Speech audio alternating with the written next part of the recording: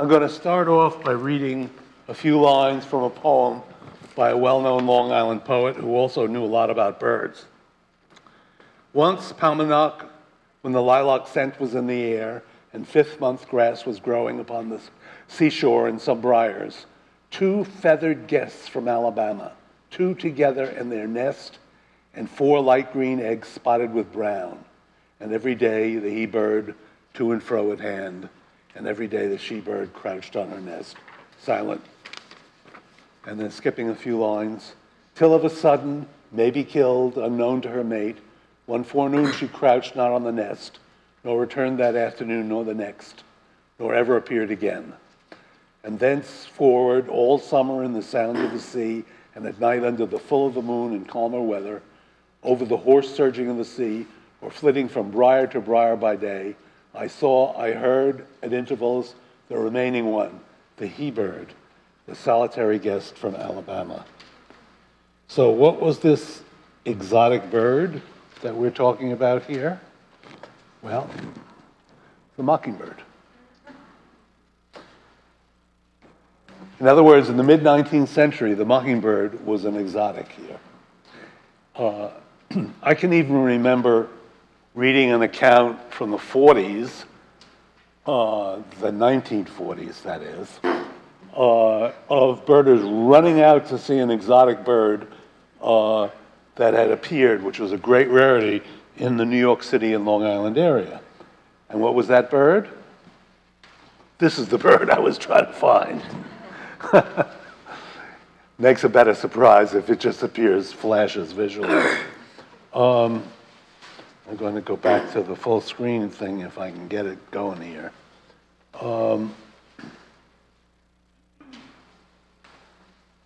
Okay.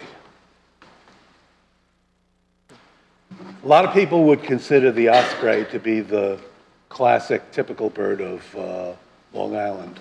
And while that's logical, and the osprey was always known for its Long Island populations, as we all know, it went downhill during the DDT period and was restored, and these are three young birds on a nest. This is the bird that I think maybe should be our typical iconic Long Island bird, and of course it's the piping plover. There are a lot of breeding birds on Long Island, and I'm not going to attempt to go through them all. What I'm going to do is focus on something which I think is of extreme interest. In the 60-odd years that I've been birding, I have seen very, very striking changes in the Long Island bird population. And that's what I'm going to attempt to point out here. And as we shall see, corresponding to the story of the mockingbird and the cardinal, these are southern birds that have moved north. Now, not all. There are northern birds that have diminished and northern birds that have increased, and I'll try to mention some of those. But this increase in the southern birds is a fascinating phenomenon, and since it occurs across almost all divisions of bird life, there's a tendency on, certainly my part, to think that it's climate connected. Common gulls here in the past were actually not that common. The herring gull and the great black-backed gull, both northern species, which were, along with other water birds, were shot and were not that common, but they have increased enormously. So that's actually a contradiction or an example of the opposite of what I'm here trying to prove. However, most people, the current thinking on this subject is that the fact that these birds are protected now and not shot, and the tremendous growth of human garbage dumps has been what has made these northern birds move south in great numbers. There's another black-backed gull. It was a real rarity here not so long ago. Here's the southern gull. Those of you who are East Enders might not even recognize it that much. It's quite common in the summer in New York City and on western Long Island, And there is now a big colony, or at least was until recently, I think it's still there, near JFK. And it was really bothering the people in charge of the airport because of the danger of collisions. It was a huge colony. But this is basically a southern gull, and it's definitely moving north. Now, I'm sorry, this is a laughing gull. If I fail to mention the name of the gull or the bird, please shout out like that. Sometimes I think everybody knows a laughing gull, but no, not necessarily. As you see, it's a very striking gull, by the way, but that black head is only in the summertime. It's the breeding plumage. Okay. Now, a bird that we associate with our shores, these first, by the way, I've organized this by habitat, not by taxonomy. So we're going to deal with water birds and shorebirds first. This is actually a bird with great southern affinities, but it has been on Long Island for at least quite a while. It's the smallest of all the terns, the least tern. Here's one offering a fish to its mate, copulation, sitting on eggs, and feeding a chick. This is a bird which is quite threatened in some ways, more so than the piping plover, because the piping plover nests in isolated pairs. Well, these birds need to nest in colonies. And the reason they nest in colonies is because they rise up as a group to fend off predators. And so they are more successful in groups. The other problem with this bird is that it nests on the open beach and obviously is in conflict with, among other things, human beings for the use of those open beaches. As you know, some areas have been not exactly fenced off, but roped off, mainly for the piping plovers, but it's sometimes, I think, the least terns that need the most help. But that is certainly a southern bird, and I'm not sure how commonly, it'd be interesting to research how commonly that bird was seen here in the 19th century. Long Island may be weak in other respects, but it's very strong in its bird life accountability because of such a long length of people looking at birds and writing about them, going back at least to 1844 and maybe further back than that. Okay, these are, the terns are a big deal on Long Island shore. These are the common terns. We have one of the largest numbers of common terns in the world, thanks to Great Gull Island. We also have what may be the largest colony of roseate terns, a bird that's in trouble all around the world, also because of Great Gull Island and adjacent sites. That's the one with the black bill, you notice. Common is the one with the red bill and a black tip. Here's a young roseate tern. Now, southern terns, however, have been turning up, to coin a phrase, increasingly on our shores.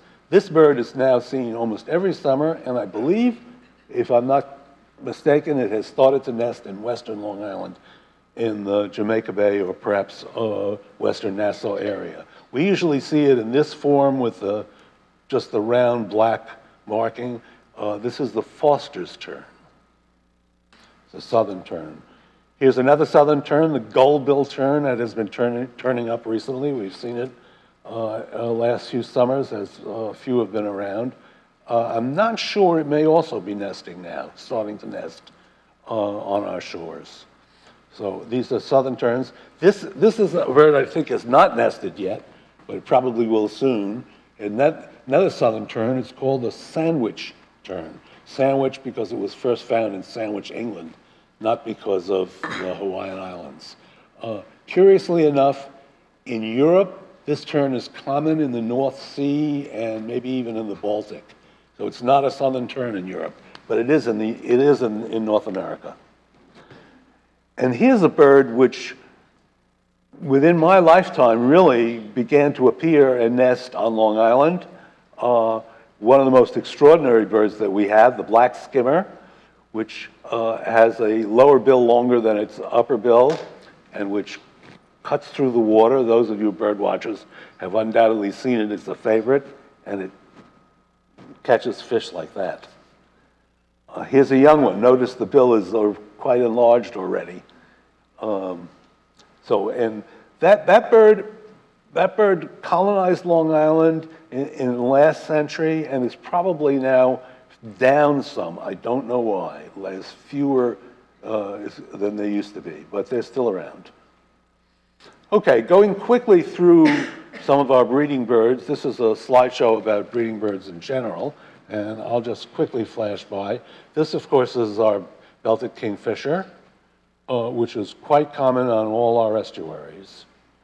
And something missing here, not showing up, probably another slide of this bird, which is the green heron. It's a green heron, but it's not green. Don't ask me, I didn't name it. It's purplish. It was just named the ABA Bird of the Year, which is kind of nice. Here, you see how purplish it is? And this also is our other common breeding heron, going way, but this bird has been around for a while, is the black-crowned night heron. And there's a young one. This bird has a southern equivalent, which is this guy. It's the yellow-crowned night heron. This is a southern species. We're at the northern edge of its range. I imagine that 50 or 100 years ago it was a pretty rare sight. And it specializes in crabs, as you might notice from this picture. Well, I'm missing a great egret here. And I don't know why it's not showing up, but here's the snowy egret. The two white egrets, again, they're birds of a southern character. Most of the populations are south of us, but they colonized Long Island, and they're now quite common on our shores. I'm sure you've all seen them, the white egrets. Anybody who's been down the shore has probably seen them. This actually is also an egret, and it's also white in this case, but it's really, it's the little blue heron, which is called a heron because when it's an adult, it's blue, but anyway. Here is a bird which arrived in my lifetime. This is a bird I would consider quite exotic. Moved up from the south. It's believed that it's an old world bird which colonized the New World at some unknown time within the last century or two.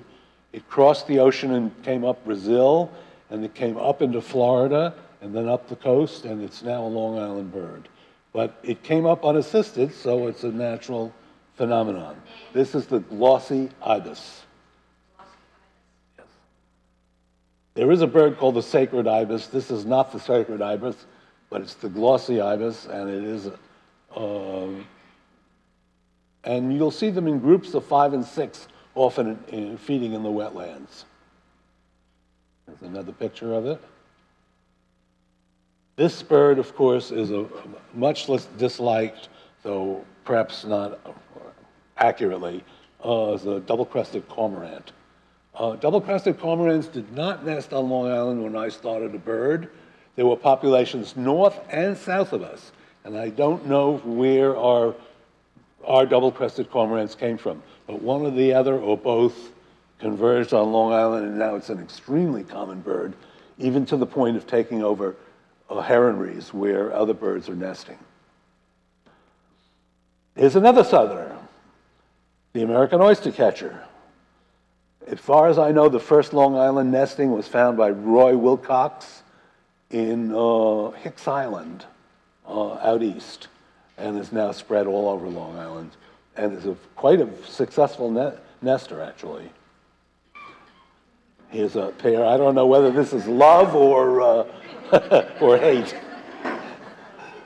They're very, very active, noisy birds. If you bird watch or go down to the shore and you see these things, you won't miss it. This is the larger bird of the two birds here is the killdeer. Widespread, common bird, not particularly southern. Here's one with a chick.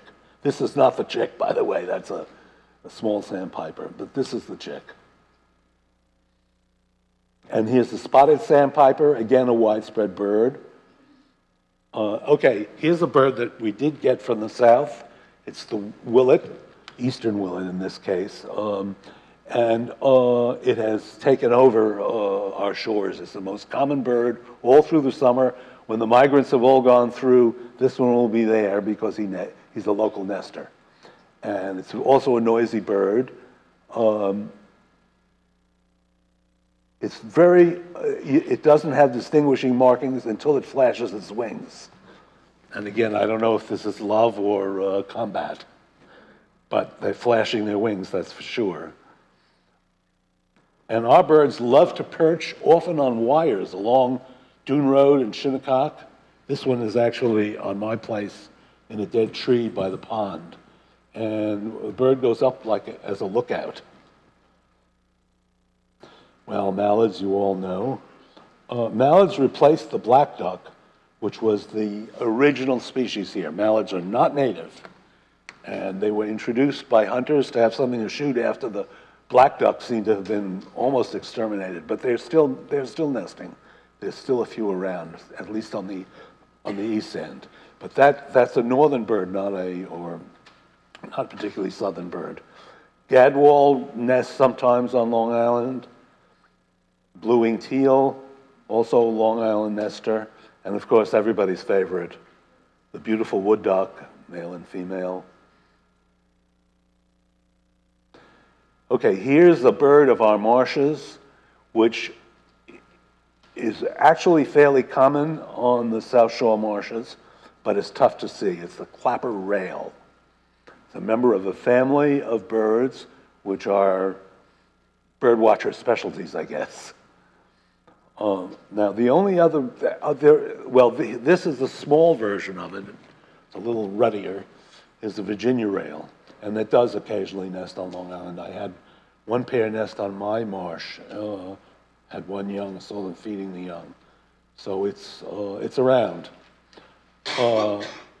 And one of the great rarities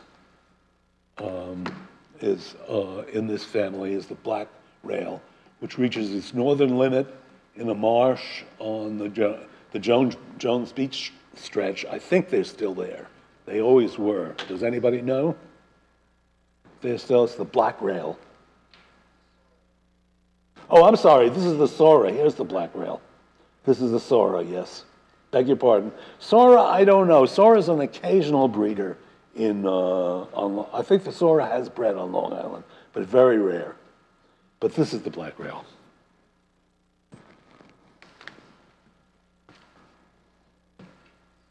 Sorry, I wasn't looking. And this is a member of the same family. Used to nest on Long Island, doesn't anymore. I don't know why it's disappeared. It's a common gallinule, also sometimes called moorhen. I discovered a pair breeding in the crescent duck marshes. You know, they have artificial marshes that they constructed, and I found this bird breeding there. I don't know if it still is breeding there. But there it is with the two young. Still, pardon? Oh, I'm sorry. This is the common coot. American coot, I guess, is the right name. This is a water bird, but it's not a duck. And now, if you go into the marshes, there are sparrows that live there. And they're also like birder favorites, but you have to go get into the marshes to spot them. This is a bird which actually is fairly southern in its range. It was formerly called a sharp-tailed sparrow. Now its current name is seaside sparrow. Sharp-tail was split into two pieces. The northern one is called Nelson's. The southern one is called Salt Marsh Sparrow. And the work that was done to split them up, mainly by a scientist named John Greenlaw, most of it was done on Long Island. The reason is this bird does not have an advertising song, while the Nelson's north of it does. And it lives in the same marshes as this bird. This is actually a Long Island bird photographed by Luke Ormond, of a seaside sparrow, which is dark and has that yellow marking there. And that bird definitely, every time you hear a sparrow singing in the marsh and go to look for it, this is what you find. You never find the other. And this is another marsh sparrow, usually in a more fresh marsh or brackish marsh, the swamp sparrow. This is very common in the winter. We get huge numbers of them in the winter. I love this photo. This is a marsh wren, also a widespread bird. This is a bird which, if you can spot, you might hats off to you. This is a sparrow which does occur in our marsh, but I don't believe it no longer breeds. It did breed at one time. It's called the Sedge Sparrow, and it's very hard to see. It's like this and drops back down in the grass. Also in the marshes. I'm sorry, wren. I misspoke. It's a sedge wren. This is the marsh wren. This is the sedge wren. Sorry. And this is another marsh sparrow, which has disappeared from Long Island. It's Henslow Sparrow, a bird that is in big, big, big trouble everywhere. Both the sedge wren and the Henslow Sparrow bred on the South Shore marshes. The guy who owned what is now Wertheim Estate kept a diary. He was a trustee of the American Museum of Natural History, and he has a lot of records of these birds breeding. Gone. Upper marsh birds, but extirpated. Well, this is a marsh bird, but I guess it doesn't need explanation, or does it? Redwing Blackbird. Now, this is our common grackle, which is widespread, including at the shore, but widespread. This is a southern grackle, which has quite recently, actually, colonized Long Island South Shore. It's the boat-tailed grackle. I think I was the first person to find it breeding. I found a female feeding young on Dune Road at Shinnecock. And it's now fairly widespread. It's a bigger bird, slightly different color and shape, and this is the female. I don't know why some of these slides don't show up, but anyway, it's gone. You don't want to see this one. That's the brown cowbird. Here's a very common bird in our marshes, but also elsewhere as well, which is the yellowthroat. And I just love these pictures. This is not particularly a southern bird. It's a yellow warbler, and it nests on the Peconic River, and there's a little parking area, which some of you may know. And every time I pull into that parking area, this bird comes out and attacks its reflection in the mirror. Now that's proof that it's nesting there. In this same spot, I also found, unfortunately I don't have a good photograph of it, I found a warbling vireo singing while sitting on its nest, which is almost impossible, except that the warbling vireo is tough to identify. This is a bird which has become increasingly common. It's a southern bird, or has a basically southern reputation, southern distribution. It's the prairie warbler. It's a very handsome bird. It's quite common along the edges of the dwarf pine plains, if some of you poke around there. For example, if you take that ring road around the Gabreski Airport, you can hear them singing in there. They have a very distinctive little song. I don't know what I'm missing here. Well, we're getting into the flycatchers. Let's shoot ahead because we're going to run out of time. These are swallows. Most of them are pretty widespread. This is the rarest one on Long Island, cliff swallow. I love this photograph. These are two purple martins right next to our place, and one of them has one of them has captured a Vanessa butterfly. I think it's one of the Vanessa butterflies. And swifts. Still nesting in some of our chimneys, although less and less, I think, because of the automatic heating systems that go on out, especially on the East End. They go on in May, and they smoke out the birds that have been trying to nest in there. I'm going to skip some of these. which I think most of you recognize. This is a classic southern bird that's been on Long Island for a while, but it definitely is a bird of southern gardens. It's the Carolina Wren. For a long time, when I started birding in the last century, it was almost impossible to find. The only population that was known of these birds was on Gardiner's Island, and I didn't have permission to go there, so. But now, of course, it's everywhere. It's in every backyard. So this is the house wren, which was the common wren and still is, before the others were. Here are some finches. Here's a catbird, brown thrasher. And here are some sparrows, black-capped chickadees. These are all classic birds. This is a bird which also arrived, I'd say, in the 1970s, southern garden bird. Not well known on Long Island at all. I'm not sure there were even any nesting records. And then all of a sudden they appeared, great numbers. And of course now it's one of our most common backyard birds, the tufted titmouse. This bird was not, if you go back, there was an early census or atlas of breeding birds, and I think this bird is not even mentioned in that atlas, the first one that was done in the last century. And now, of course, it's probably our most common woodpecker, red-bellied woodpecker. You can even see a little red on there, which is not always very visible. This bird is a sedentary bird. It does not migrate. It sits where it sits, and it just came up and landed on Long Island, and it's apparently here to stay. It's more common than any. This used to be the most common woodpecker, the flicker, but anyway, and the downy woodpecker also. This is a widespread bird, not particularly southern, but it's nomadic. It's a cedar waxwing.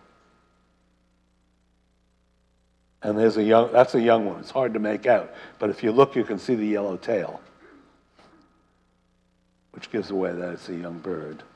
Well, everybody loves this bird. These ruby-throated hummingbirds were here before, and they're more common than most people realize. What we're starting to get is vagrant hummingbirds from the west, which are migrating for some reason eastward and across the Gulf Coast, and appearing at people's hummer feeders. And of course, these are the beautiful orioles, this one, and this is the orchard oriole, which I think is somewhat southern, more Midwestern, I think, and has also increased in recent years. That's a young one. First year orchard orioles look like this. It's very exotic looking. It looks like one of the southern orioles, but it's not. This used to be considered the most common bird in our woodlands, a bird that you hear all the time but don't see that often, and it's the red-eyed vireo. You can see the red eye very nicely in this picture. And here's the warbling vireo, and you see why it can sing on the nest, because it has no field marks to speak of. Here's a southern vireo that we do get here, although it's not that common. It does nest on Long Island. It's the white-eyed vireo. And finally, the rarest of the southern vireos, but I think that it still occasionally does nest in a few places. It's the yellow-throated vireo. And that's a rose-breasted grosbeak. That's a northern bird. This bird has increased a lot on Long Island and elsewhere as well. It's a warbler. It's the blue-wing warbler. Wing always looks more gray than blue to me, but anyway, blue-wing warbler. And it is replacing its close cousin, the golden-wing warbler, which in fact doesn't look much like it at all. But these two must be very closely related because they interbreed, and eventually this guy pushes out this guy. So this is the northern version, this is the southern version, and this is the one that's succeeding. This is the American Redstart. Here's a first-year bird or a female. These are some of the warblers. These warblers probably were always common. This is the black and white warbler. This is the ovenbird. This is the one that says, "Chee chee chee chee chee chee." Towhee, here's a female. All right, this is an interesting bird because in the past, the most common thrush on Long Island was the hermit thrush, also written about by Walt Whitman, who, as some of you may have guessed, was the author of these lines. And this is this thrush, which was very little known before, is now become the common thrush, possibly because of the gardens that it likes to inhabit, but also because it's basically a southern bird. And I think the climate has changed. This is the hermit thrush.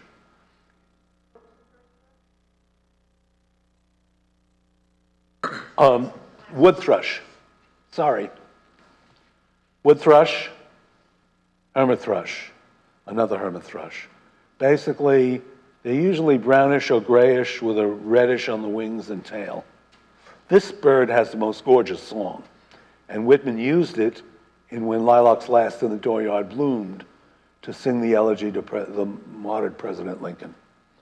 But it's tough to find now, let me tell you. I've gone out looking for those birds, so in the spring, particularly because you want to hear it sing, there are a few places left, but not many. And it's really an example of a northern bird which is diminishing and being pushed out by a more southern and more human-adapted bird. This is a bird that's also increased on Long Island, though I don't think it's particularly southern, and it's a thrush of wetlands, the Vireo. And here's a woodland woodpecker, which seems to me has increased, but maybe more in migration in winter. This is the hairy woodpecker, as opposed to the downy with the shorter bill we saw before. This is an example of the reverse of what I've been saying. This is a northern bird, a brown creeper, which has started to nest on Long Island within recent decades. And it's definitely a northern bird, so it's a turnaround of the general pattern. Okay, these are Scarlet Tanagers, which, by the way, are not Tanagers anymore. They've been moved to the cardinal family. But we're seeing more and more of this bird, which is its southern equivalent. I hope it doesn't push out the Scarlet Tanager. This is the summer tanager. Here's a summer tanager female. They're turning up. I don't know whether they have nested. I'm not sure. Maybe somebody else knows. But it's a possibility, definitely something to look for. All right, moving on quickly, here's some flycatchers. This is a great crested flycatcher, yellow underneath with red on the tail. And this is a fairly northern bird. Here, these are our regular traditional flycatchers. This is the eastern kingbird. This is a pewee, eastern wood pewee. This is a phoebe, eastern phoebe, and not a flycatcher, but a nuthatch, white-breasted nuthatch. Red-breasted nuthatch invades and may have nested here. I don't have a picture of it for some reason. Okay, here's another invader from the south. This bird came in my lifetime of birding, and pretty much invaded in the 70s or 80s. It's a blue-gray gnatcatcher, very handsome little bird, and it nests now usually near water in many places on Long Island. Here's an interesting pair of birds. This is not a great picture of a yellow-billed cuckoo, and this is the black-billed cuckoo. All the old books say the black-billed cuckoo is more common. That's not true anymore. The yellow-billed is at least as common as the black-billed. So obviously it's increasing. And this is the southern bird, this is the northern bird. The differences in range are not that big, but it's another example of the same sort of thing. Well, here's an owl or two just to liven things up. And here's another pair of northern and southern birds. This is our classic Long Island whippoorwill. And this is an invader from the south, which invaded, gosh, I don't know, decades ago, but in the last century, the end of the last century, and it's the chuck-will's widow. Now, most people don't recognize the difference because they look alike and you don't see them in the daytime, and if you hear them sing, the songs are, well, they're pretty much the same genre of nighttime song. But there is definitely a difference in the song, and this bird has definitely moved in. And I would say, interestingly enough, the whippoorwill is falling back and is in fewer places and harder to find. And this bird seems to do fairly well near people. We've had one nesting in East Quogue near our place for a number of years, and it's interesting, in places where I don't think a whippoorwill ever nested. So that's another southern bird that's moving north. Well, this is a woodcock, which is much more common around here than people think, but you got to know where to look for them, and you got to go out early, like usually March even or April, to find them doing their sky dance. And turkeys are increasing, but they've obviously been introduced. So that's not a phenomenon of nature. Indigo bunting never was very common on Long Island, but there were always a few nesting here.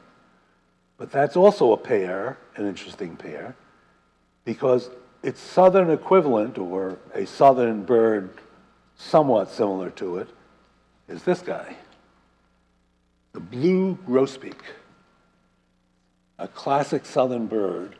It invaded Long Island recently, I would say early in this century. And it's quite a striking bird, so, but it's so far only occupied a fairly limited area. Well, I'm going to skip. Cooper's hawk, increasing. Also a bird with a largely southern, but not especially southern distribution. That's actually another one in the marsh. Kestrel was our most common raptor throughout history, almost disappearing now. We're getting into the grassland birds, and they're all in trouble. So it's not necessarily that it's a northern bird, but maybe the difficulty of grasslands situation. Eastern meadowlark. I had a beautiful eastern meadowlark picture here, and it doesn't come out. Oh well. Anyway, bluebird can be considered to be a grassland species. It needs to have nest usually at the edge of the woods, but where there are open areas for it to feed. It's been helped enormously by nest projects. This is one of a suite of grassland birds that's in trouble. This bird used to be one of the most common birds on Long Island. It's the, boy, I'm blanking out here. Somebody give me a hand. Field sparrow, right. That used to be everywhere, field sparrow, everywhere. And it's much diminished now in numbers. That's a lousy picture. It's supposed to be a savanna sparrow. It's way out of focus. Chipping sparrow is still very common. Here's a big grassland bird that's, you have to go, I don't even know where to send you except maybe EPCAL to find it. It's a grasshopper sparrow. And it's strictly restricted to grasslands. This is on the fence at Gabreski. It's a vesper sparrow, also one of the rarer grassland birds on Long Island. This is a southern bird which is vanishing from Long Island to New York, and I don't know where this bird is going. This was actually right on our property. That's a tent we had outside, and a bunch of them came by. But it's in big trouble. Here's a poor picture of a grassland bird. I know of one nesting site for this. There might be 2 nesting sites on Long Island for the bobolink, grassland bird. Something nice missing there. Well, I put some of these pictures in here because I thought these birds would eventually show up. This bird invaded Long Island, literally from the south, in great numbers in 2008. It's a turkey vulture. And believe it or not, this is a photograph of the second known nesting of this bird on Long Island. I don't know if you can make it out, but there's an egg, a chick, and an adult in this picture. Wasn't taken by me, but it's been circulated around. It's a remarkable phenomenon. That bird, the turkey vulture, was not common here. It was occasionally seen in migration, but it was not a nesting bird until 2008 or shortly thereafter. Here's another northern bird. The vulture is a southern bird, but this is a northern bird. And it was supposed to be a wilderness bird, except that it's nesting in New York City. It's also nesting, there's been a pair for the last 5 years or so, nesting on the water tower opposite the LIRR station in Hampton Bays, right opposite all the supermarkets and everything. So much for that being a wilderness bird. It's common raven. It's not a crow. Look at that bill. There's a bird, a lovely bird, basically northern bird that has disappeared from Long Island, vanished. It's a chestnut-sided warbler, and I don't know a single site for it. Maybe some of you do. Vanished. On the other hand, the Parula Warbler, which had vanished for a long time, has made a comeback, at least occasionally nesting. That's one of these birds like the cormorant or some other birds that had a northern and a southern population, and we were in between and missing. But apparently it may be recolonizing. It's also a question of habitat and so on. I won't get into that here. This is a northern bird which occasionally nests on Long Island. It's the black-throated green warbler. It loves to nest in pine trees, and I found it nesting in northwest woods, of all places. Supposedly it's also nested in the pine barrens, but it's very uncommon. Canada warbler, similar situation, a northern bird. I know that it nested in our area a number of years back, also at Connecticut. Obviously from its name, it's a northern bird. There's a yellow-breasted chat. Yeah, and these are purple. This is a northern bird, which I don't think nests anymore on Long Island. It's a purple finch, and it's more or less been pushed out by the house finch, which has taken over. And it's an introduced bird. This is an interesting bird. This is a crossbill as the female. This bird invades every so many years, and occasionally a few of them stay behind to nest, particularly in the pine barrens. I've seen the young. So, northern bird that has disappeared from Long Island. Really, I used to know where to go to find them. I can't find them anymore. This is a ruffed grouse. I think it's a real loss. It's gone. Another bird that's gone, but this is probably also because of the loss of grasslands. This is the common nighthawk. We still see them in migration, but I don't know. I would be hard put to know where they're. Also a grasslands bird that's disappearing. This is the marsh hawk, northern harrier. And these birds used to nest when Shinnecock Bay, for example, before the inlet was there, Shinnecock Bay was an estuary where the waters were still, and these birds used to build nests in the marshes. It's the short-eared owl. But nowadays, there's nothing left for them. We're at the northern range of this bird, very edge. There might be 1 or 2 pairs still left, barn owl. Here's a bird that comes every summer. My prediction is it's going to nest soon, but I don't think it has yet. It's another tern. It's the royal tern. We see lots of them starting in midsummer.